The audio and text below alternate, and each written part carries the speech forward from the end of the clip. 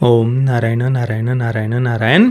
सब मित्रों को राम राम। सबका स्वागत है दोस्तों। कैसे हैं आप सब दोस्तों। इस हफ्ते 24 नवंबर को यानी कल ही सलमान खान फिल्म्स के द्वारा प्रोड्यूस की गई फर्रे थिएटर में रिलीज हुई है। फिल्म मात्र 1 घंटे और 54 मिनट की है। पिछले एक महीने में कई बार मैंने इसका ट्रेलर देखा। मतलब फिल्म देखने के लिए जब भी जाता था तो थिएटर में शुरुआत में ट्रेलर्स आते हैं ना, तो कई बार देखने में आया इसका ट्रेलर मेरे। पर पता नहीं ट्रेलर मुझे इंटरेस्टिंग नहीं लगा था। बड़ा ही वियर्ड तरीके से उन्होंने ट्रेलर को एडिट किया था। पर कल जब मैंने फिल्म देखी तो भाई फिल्म ने तो बिल्कुल ही एक अलग ही एक्सपीरियंस दिया। पता नहीं वो ट्रेलर उन्होंने ऐसा एडिट क्यों किया था। अब कैसा एक्सपीरियंस दिया फिल्म ने मुझे, बहुत सारी बातें मुझे आप सब मित्रों के साथ में करनी है। तो वीडियो अंत तक आप अवश्य देखना। अब शुरुआत में संक्षेप में थोड़ी सी मैं कहानी बता देता हूँ। तो नियति इसका मुख्य पात्र है। एक अनाथ बच्ची है, अनाथालय में ही बड़ी हुई है, पर बहुत तीक्ष्ण बुद्धि है। 10वीं के बोर्ड एग्जाम्स में उसने टॉप किया है और इस कारण से एक बहुत बड़े एलिट स्कूल में उसे दाखिला मिल जाता है। उसके साथ में ही एक और आकाश नाम का भी लड़का है। आकाश और नियति वैसे कोई पहले एक दूसरे को जानते नहीं थे, पर आकाश भी समाज के एक गरीब वर्ग से है। उसकी माँ स्त्री आदि करती है कपड़ों की, और वो भी अपनी माँ की मदद करता है, मेहनती है। फूड डिलीवरी का भी वो काम साथ में ही आकाश करता है। तो आकाश और नियति दोनों को ही इस बहुत बड़े एलिट स्कूल में दाखिला मिल जाता है।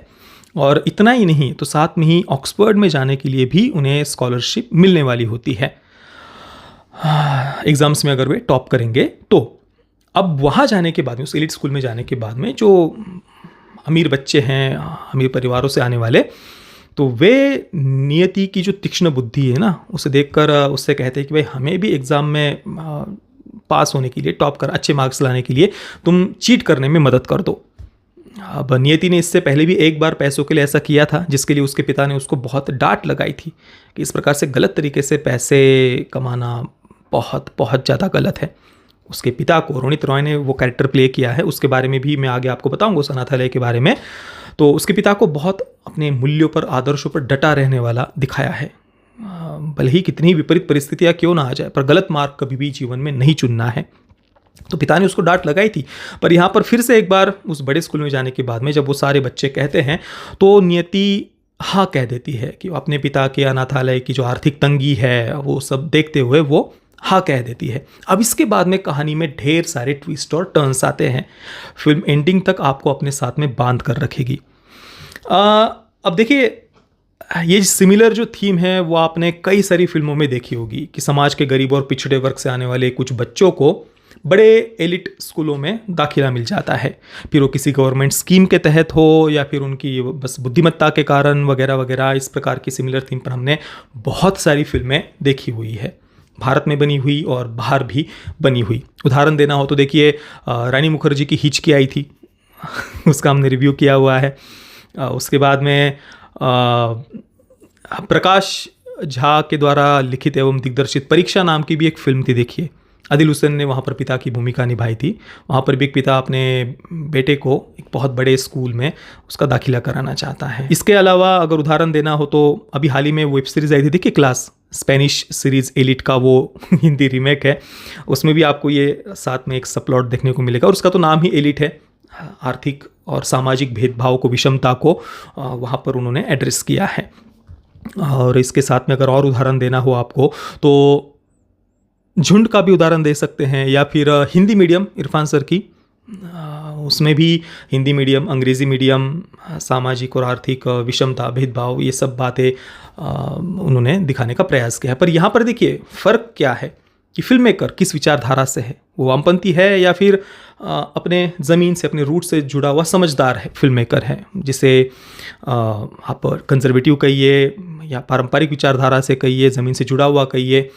फिल्म मेकर की विचारधारा क्या है, उसके अनुसार उसका सामाजिक चित्रण बदल जाता है। इस विषय की तरफ देखने का दृष्टिकोण भी उसका बदल जाता है। कैसे? तो देखिए, एक कम्युनिस्ट विचारधारा का जो फिल्म मेकर होता है वो जब इस विषय को प्रस्तुत करेगा तो वो कैसे प्रस्तुत करेगा कि समाज के गरीब और पिछड़े वर्ग से आने वाले जो बच्चे हैं वो उन्हें हमेशा चोरी, चोरों की तरह दिखाएगा, अपराधी दिखाएगा, अभद्र भाषा, मतलब उनको बोलने का वगैरह लहजा भी नहीं है, इस प्रकार से वो उनका चित्रण करेगा। क्योंकि कम्युनिस्टों का, वामपंथियों का देखने का दृष्टिकोण कैसा होता है कि भाई समाज का जो उच्च वर्ग है उन्होंने सबको एक्सप्लॉइट करके रखा है, वो सबका खून चूस रहे हैं, उन्होंने सारी साधन संपत्ति पर कब्जा कर लिया है, और इस कारण से समाज का गरीब जो पिछड़ा वर्ग है या गरीब किसान मजदूर आदि, उनको विद्रोह करना होता है, हाथ में हथियार लेकर के फिर इसको मारो, उसको काटो, इसका धन लूट लो, वगैरह वगैरह, इन बातों को। तो वो उसी प्रकार से उनका सामाजिक चित्रण होता है। तो और उसके बाद में जब वे उन बड़े स्कूलों में जाते हैं तो उसके माध्यम से फिर वो जो सामाजिक आर्थिक भेदभाव है वो साथ में ही दिखाते हैं। और इसके साथ में उस जगह तक पहुंचने के लिए गरीबी को पीछे छोड़कर आपको अगर अमीर बनना है तो आपको न्याय व्यवस्था को, कानून को हाथ में लेना पड़ेगा, सिस्टम के अगेंस्ट जाना पड़ेगा, कोई ना कोई अपराध करना पड़ेगा, चोरी करनी पड़ेगी, वगैरह वगैरह। इसके बगैर आप उन गरीबी की बेड़ियों को तोड़कर अमीर नहीं बन सकते। ये कम्युनिस्टों का माइंडसेट होता है। ये परीक्षा जो प्रकाश झा के द्वारा लिखित और दिग्दर्शित फिल्म थी, उसमें भी आपको ये सेम थीम देखने को मिलेगी। वहाँ पर पिता को चोरी करनी पड़ती है, हालांकि वहाँ पर बहुत सटल वे में ये बातें उन्होंने दिखाई है। चोरी वो कर रहे हैं बेटे को वहाँ तक पहुँचाने के लिए, उस एलिट स्कूल में दाखिला दिलाने के लिए। वहाँ पर सटल वे में दिखाई थी, पर इसी माइंडसेट को और कई सारी फिल्मों में आपको खुलकर दिखाया गया, दिखाई देगा। जैसे कि प्रियंका चोपड़ा और राजकुमार राव द्वारा अभिनीत द व्हाइट टाइगर, उसका हमारा रिव्यू आप अवश्य देखना, और उसका फिलोसॉफी एक्सप्लेनेशन वाला वीडियो तो ज़रूर देखना द व्हाइट टाइगर का। उसमें तो खुलकर ये बातें कही है कि भाई ये जो मूल्य आदर्श वगैरह जो होते हैं, या अपने कर्तव्यों पर डटे रहना, आप जो भी काम कर रहे हो वहाँ पर अपना 100% देना, ईमानदारी से, निष्ठा से काम करना, ये सारी बातें ना एक सोने के पिंजरे की तरह है, जो अमीरों ने ये पिंजरा बना करके रखा है गरीबों को गरीब रखने के लिए, उनको दबा करके रखने के लिए अपने नीचे। और इस पिंजरे को तोड़कर अगर आपको अमीर बनना है तो आपको क्या करना पड़ेगा? आपको हथियार हाथ में लेकर के अपने मालिक की हत्या करनी पड़ेगी, उसके पैसों को छीन लेना पड़ेगा। और ये बातें खुलकर कही है द व्हाइट टाइगर में।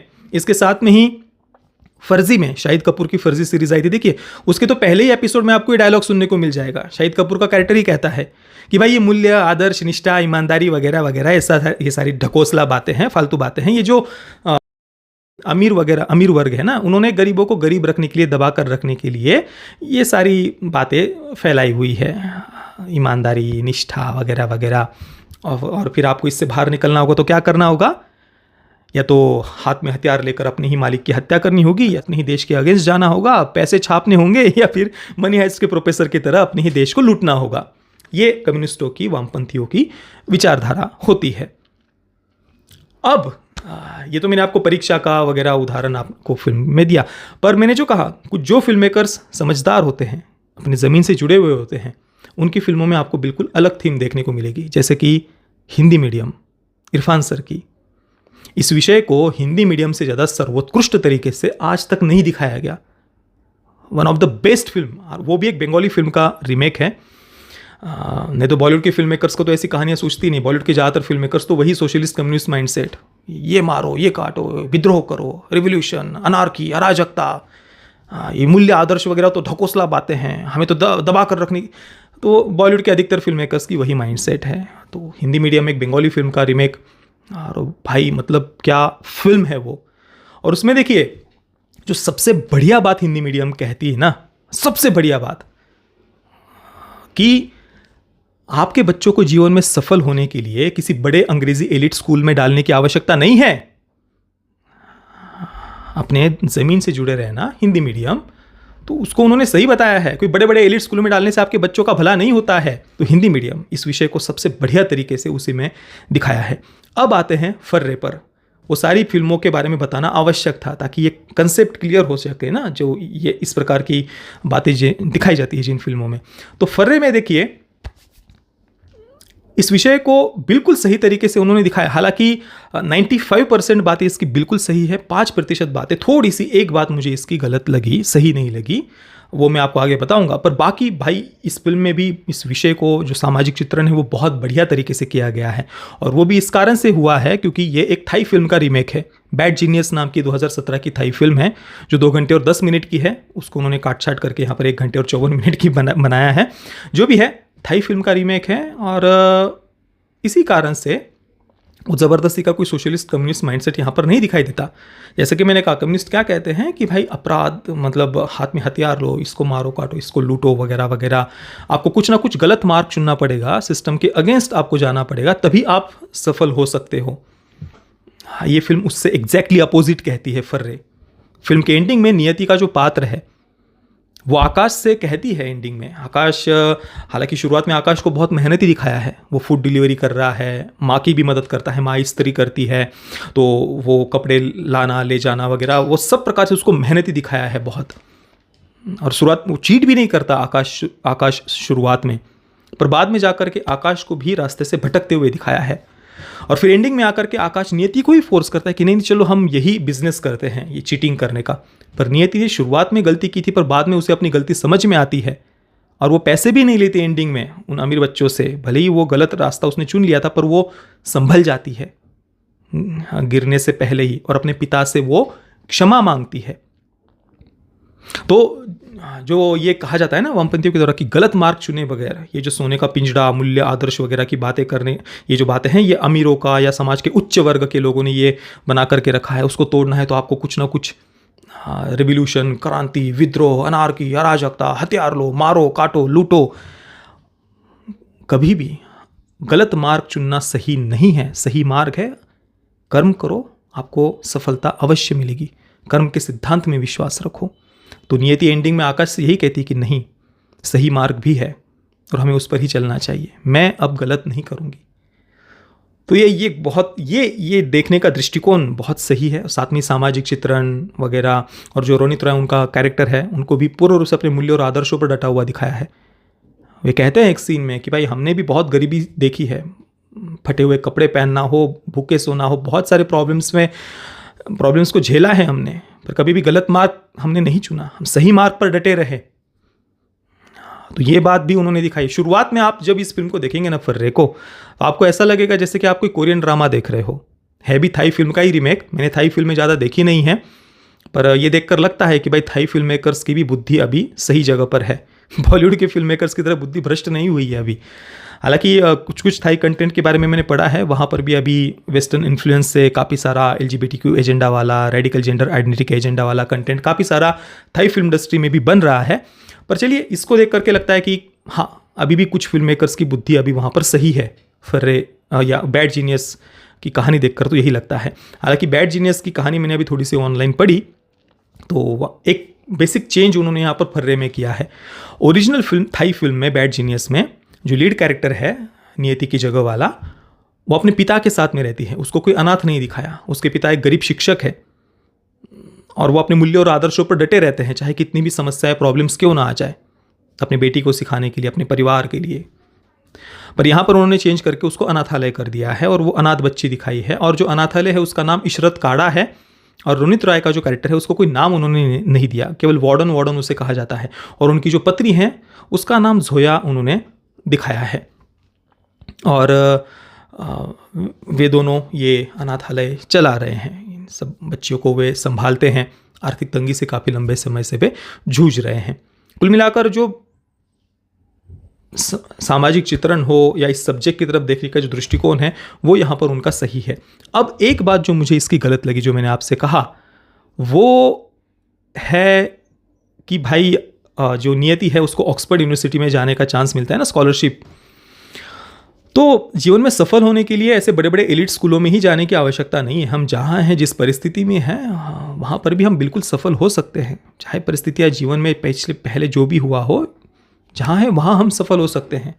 वो जो हिंदी मीडियम जो बात कहती है ना, वो वहाँ पर ये फिल्म थोड़ा सा नहीं सही कहती, क्योंकि यहाँ पर नियति को ऑक्सफोर्ड यूनिवर्सिटी में जाने को प्रमोट किया है एक प्रकार से कि हाँ, कि भाई वहाँ जा रही है तो ये बहुत महान काम कर रही है, ऑक्सफोर्ड यूनिवर्सिटी में जा रही है। तो रेंडिंग में वो जाती भी है, सब कुछ सारे मतलब यहाँ तक सही था कि वो गलत मार्ग छोड़ देती है, कोई गलती नहीं करती है, चीट करना छोड़ देती है, सही मार्ग पर आती है। भले ही अपने पिता के सामने उसको अपनी गलती को एक्सेप्ट करती है, उसको बहुत कठिनाई होती है उस गलती को एक्सेप्ट करने के लिए, पर वो करती है। पर फिर एंडिंग में फिर भाई हमें बड़े बड़े एलिट स्कूलों में जाना है, ऑक्सफोर्ड में जाना है, तभी हम जैसे सफल होंगे। वहाँ पर एक जगह पर ये फिल्म चूक जाती है। वहाँ हिंदी मीडियम जैसा कोई मैसेज अगर वो देते कि कोई आवश्यकता नहीं है बड़े बड़े एलिट स्कूल में बाहर जाने की, जहाँ हैं वहीं पर भी हम जीवन में सफल हो सकते हैं और बहुत महान कार्य कर सकते हैं। अब देख लें जिन्होंने भी बड़े बड़े महान कार्य किए हुए हैं, आप पिछले 3-4 वर्षों में ही जिनको पद्म पुरस्कार मिले हैं उनकी लिस्ट उठाकर देख लीजिए। अधिकतर लोग जिन्होंने सादी शिक्षा तक प्राप्त नहीं की है, उन्होंने भी कितने बड़े बड़े महान कार्य किए, कितने सामाजिक सेवा के कार्य किए। तो जीवन में महान कार्य करने के लिए ऐसे बड़े बड़े एलिट स्कूलों में जाने की आवश्यकता नहीं होती। उल्टा आजकल तो हम देख रहे हैं ज़्यादातर जो एलिट्स है वो भाई अपने ही जीवन में परेशान है। देख लेना, हमेशा डिप्रेशन, एंग्जाइटी से रोते रहना, छाती कूटते रहना, ये ऐसा वो वैसा वगैरह वगैरह, अपने ही जीवन में कितने परेशान, दुखी, चिंतित। तो वो जहाँ जाकर आप खुश होंगे, सुखी होंगे। ऐसा नहीं कि वहाँ जाने के बाद हम गलत नहीं, जो सामने परिस्थिति जैसे कुछ कही जाने के बाद हम सफल होंगे, ये बात गलत है। बाकी आ गया परिस्थिति से सामने तो ठीक है, चले गए, कोई दिक्कत नहीं। चलिए, कुल मिलाकर अच्छी थी फिल्म, काफ़ी अच्छी थी, एंटरटेनिंग भी है, काफ़ी सारे ट्विस्ट और टर्न्स भी है, कैरेक्टर्स लाइकेबल है, केवल नियति का ही नहीं, तो जो अमीर बच्चे भी है चाहे वो एलिट माइंडसेट कहिए या जो भी है, काफ़ी बढ़िया तरीके से उन सब बातों को उन्होंने यहाँ पर दिखाया है। कहीं पर भी ज़बरदस्ती का छाती कूटना नहीं है। तो ये सारी बातें मुझे इस फिल्म की पसंद आई। मैं फर्रे को दूंगा 8.5 out of 10 stars. Parental guidance की बात करें तो यूएस सर्टिफिकेट के साथ इसे थिएटर में रिलीज़ किया गया है। फिल्म में कोई भी सेक्स, न्यूडिटी, वायलेंस वगैरह नहीं है। ये भी एक अच्छी बात है कि जो कॉलेज के बच्चे उन्होंने दिखाए हैं 11वीं 12वीं के, तो कोई ज़बरदस्ती का ऐसा कोई सेक्सुअल टेंशन वगैरह वो फालतू बातें उन्होंने नहीं दिखाई है। नहीं तो बॉलीवुड के फिल्म मेकर्स को तो वही सोचता है, दूसरा कुछ सोचता ही नहीं, प्यार बस, ये वो सेक्सुअल टेंशन। बाकी आपने अगर इस फिल्म को देखा है तो आपका अनुभव कैसा रहा, मुझे आप नीचे कमेंट में अवश्य बताना। ये वीडियो देखने के लिए आप सभी मित्रों का बहुत बहुत धन्यवाद। जय श्री राम, वंदे मातरम।